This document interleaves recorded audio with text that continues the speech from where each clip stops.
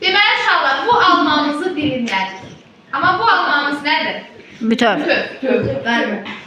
Bunu biz bütöv yesək, yoxsa sadəcə bu dilimi yesək? Mən spoiler verirəm, xanlıqlar. Bütöv. Mən Bütöv. bu xanlıqda da Bütöv bütöv. yemək bizə daha rahat olar, yoxsa dilimi? Nə dilim. Dilim.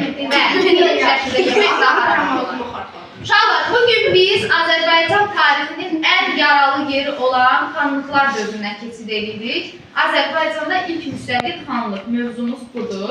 Yəni biz bilirik ki, Nadir Şahın ölümündən sonra Azərbaycan parçalanmışdı nələrə? Xanlıqlara. İlk müstəqil xanlığımız olan Şəki xanlığı hələ onun sağlığı dövründə yaranmışdı.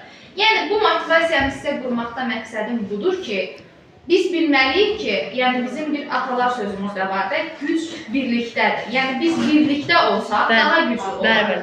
O zaman bizim xanlıqlarımız hamısı xarici qüvvələrə qarşı ayrı-ayrılıqda mübarizə aparırdılar. Ona görə də aralarında birlik olmadığına görə bu xarici hücumları daha da asanlaşdırırdı.